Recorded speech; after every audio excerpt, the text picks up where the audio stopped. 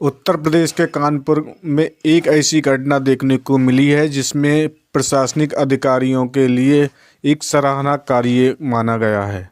दरअसल कानपुर के डीएम साहब के पास डेली शिकायतें आ रही थी, एसपी साहब के पास डेली शिकायतें आ रही थी कि आपके कांस्टेबल रास्ते में पैसा वसूलते हैं, अवैध वसूली करते हैं टुक टुक वालों से और ऑटो वालों से। बार बार शिकायतें आने के बाद डीएम साहब, एक दिन क्या होता है कि डीएम साहब ऑफिस आते हैं।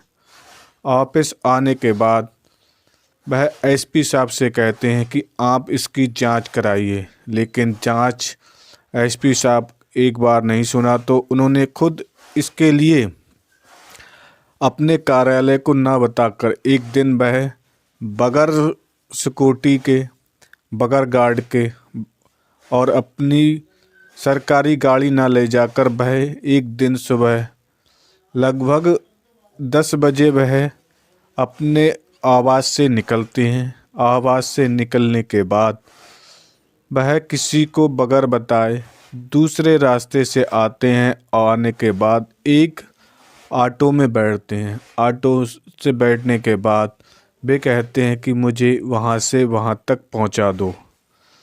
जब उन्होंने कहा कि आप सवारी कहाँ पर लेके जाएंगे, लेकिन उन्हें किसी ने नहीं पहचाना। उसके बाद डीएम साहब जब रास्ते से जा रहे थे, ऑटो में पीछे वाली सीट पर बैठे हुए थे। बैठे हुए होने के साथ जब वह पहुंचते हैं रास्ते में एक चौराहे पर, उस चौराहे पर 2 पुलिस वाले ड्यूटी करते हैं।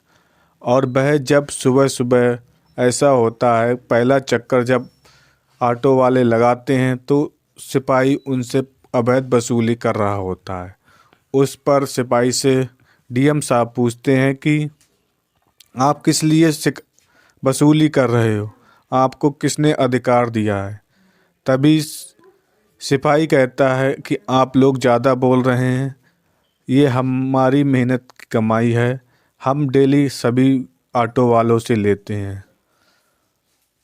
तभी तत्काल जब सी देखते हैं पीछे से डीएम साहब के गार्ड में लगे हुए सभी सिपाही उनकी सरकारी गाड़ी लेकर आ जाते हैं और वह उस स्थान पर आ जाते हैं जिस स्थान पर वह वसूली करते हैं।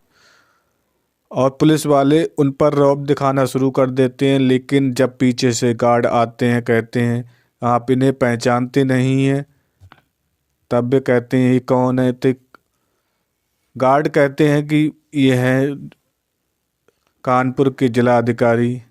इतना सुनकर सिपाही बहुत हन्न-बन्न रह जाते हैं और कहते हैं सर मुझे माफ़ कर दो। लेकिन मामला यही नहीं रुकता है। डीएम साहब उसको लेकर पूरी रिपोर्ट तैयार करते हैं और शासन को देते हैं। उसके बाद पूरी वह रिपोर्ट एसपी के लिए देते हैं और एसपी साहब उन्हें तत्काल निलंबित कर देते हैं।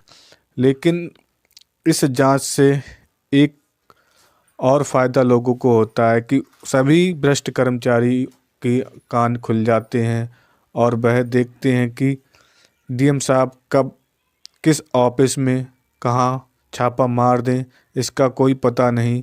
इसको देखते हुए सभी चौकन्ने रहते हैं और डीएम कार्यालय पर संपर्क करते रहते हैं।